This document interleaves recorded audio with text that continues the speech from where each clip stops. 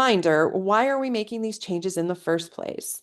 While there is always some uncertainty and challenges in going with a new process, these changes have been proposed and implemented through this draft rubric to make individuals' lives easier and to enhance and truly align the quality assurance funding program review process with what we know from research and practice works in terms of continuous improvement on campuses. So how can you try to work towards helping your reviewers use the rubric properly and get the best results? So first and foremost, you do want to orient your reviewers to the entire rubric document, including the cover sheet.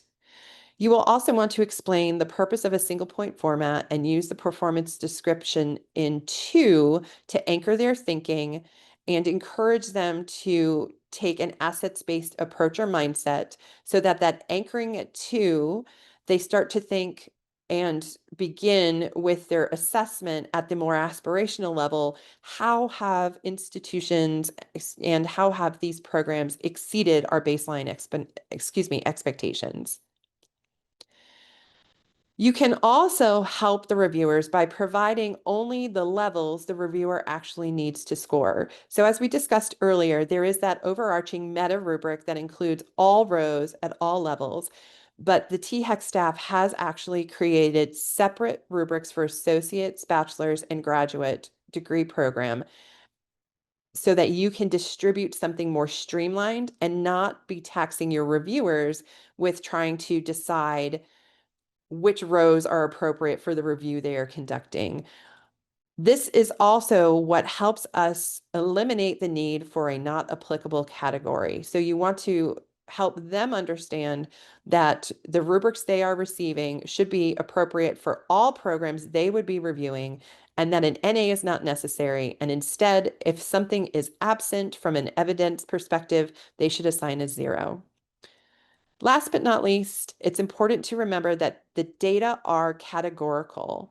In other words, you are asking your reviewers to put a score solidly in one column or another. So there's no such thing as a 2.5. There's no such thing as a 1.5 in this scenario. Instead, the scores will be 3, 2, 1, or 0.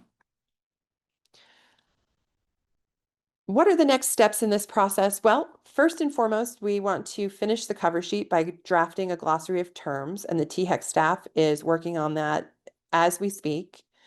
Additionally, THEC is going to continue to solicit feedback from key stakeholders. They've started this process already with department chairs, and will be expanding this to include individuals from all of the implicated institutions and welcome feedback in any number of formats, from direct feedback on the documents sent back to any surveys that might be put out, feedback in focus groups, etc.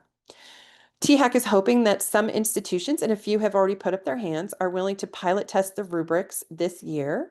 The THEC staff can talk to you about how this process will unfold and how you will be engaged in this, not just from a data generation perspective for your program review, but also really interrogating the process and the new document. The best way to figure out if the rubric is the right rubric and the language is appropriate and the cover sheet works is to actually use it in a testing environment.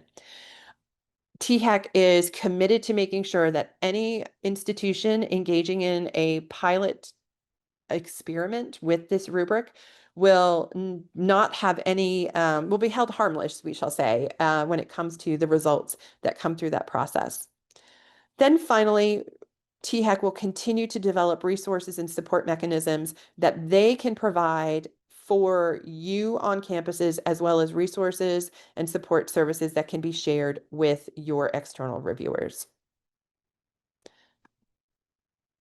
Thank you so much for taking time to watch this quick video. If you have any questions, feel free to contact the THEC team. I am excited by all of the excellent work that has taken place to get THEC and this quality assurance funding program review rubric to where it is now, and hope that you all find it to be useful, generative, and dare I say, exciting when you get the results back in terms of how well you are doing to serve your students and ways that you can innovate and continue to be creative to address any emerging needs.